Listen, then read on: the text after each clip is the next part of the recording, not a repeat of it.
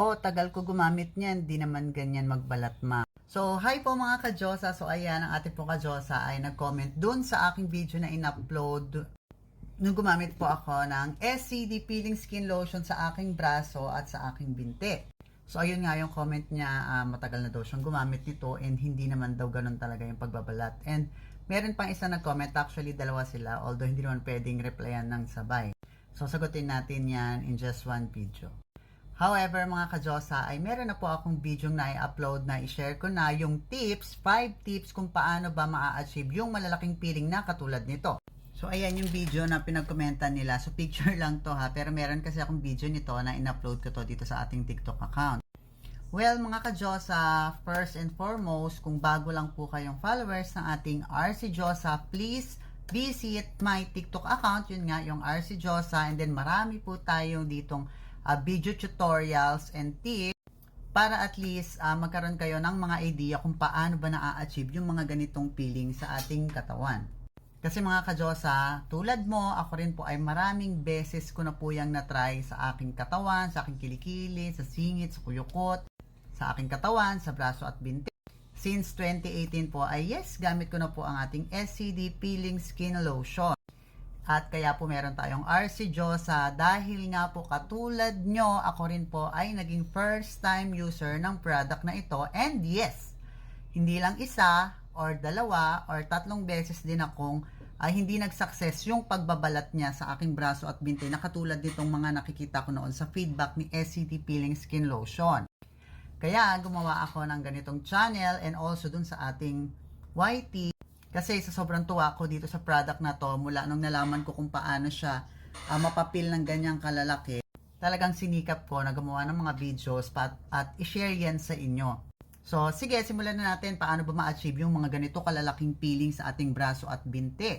Pila, I don't know, pansampung video ko na ata tungkol dito. Pero sige, ulitin natin. So, tip number 1, sundin po natin yung instruction. Kapag sa braso at binti po natin siya gagamitin, dapat po mag-apply po tayo ng 3 patong every 15 minutes interval for 3 consecutive nights.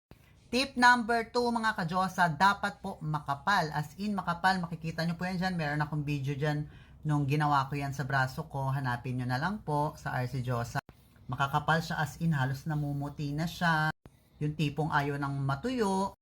So yun po yung second tip natin. Mas makapal po yung application, mas makapal din po yung peeling niya sa ating braso at binti. Sa braso at binti lamang po ito ha mga ka-Diyosa. Kasi iba yung application natin sa inner thighs and inguinal areas. Iba rin yung ating application sa muka at leeg.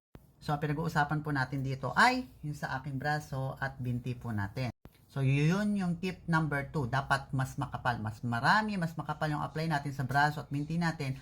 Mas makapal din po yung peeling niya. Tip number 3 mga ka-Diyosa, dapat po sa umaga, wag po natin siyang babanlawan ng kahit anong sabon. So ano po ipambabanlaw namin? Tubig lang po. Iwawash out nyo lang po yung lagkit sa umaga.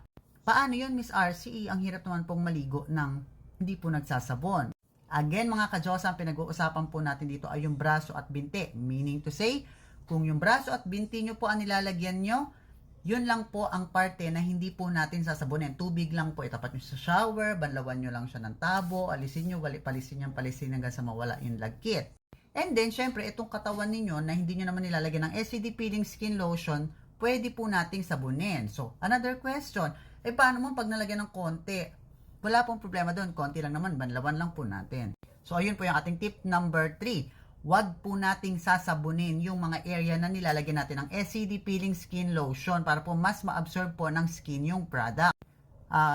Hanggat hindi po siya nagbabalat, wag nyo po muna siyang sabunin. And then after pong magbalat, doon na lang po kayo magsabon ng mga mild soap lang po muna. Tip number 4 mga ka-Diyosa, on your 4th day, kapag nag-i-start na siyang nakita nyo may nagbabalat ng gano'n, yung pumuputok na, wag kayong masyadong ma-excite or magmamadaling ipil siya. Ang gagawin nyo ulit, ibababad nyo ulit siya sa tubig para lumambot yung mga nag-dry na skin.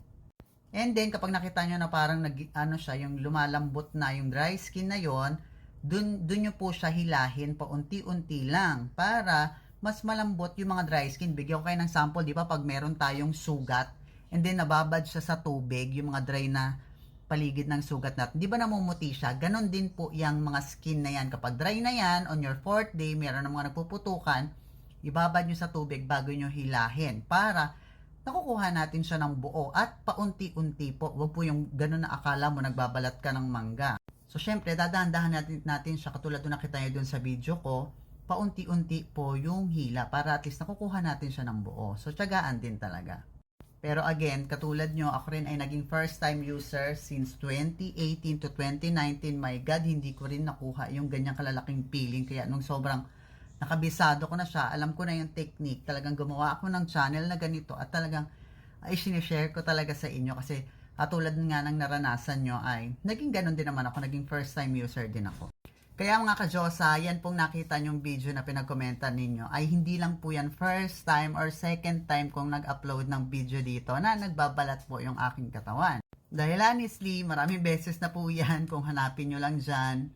Maraming beses ko na po yan nasubukan at paulit-ulit po ako, twice or once a year po ako nagaganyan. And yes, palagi ko pong ina-upload yan dito sa aking TikTok account. So ayan, nabigyan ko na kayo ng tips, bigyan ko rin kayo ng consequences para at least aware pa rin kayo kung ano ba yung mga possible nating maranasan during a process.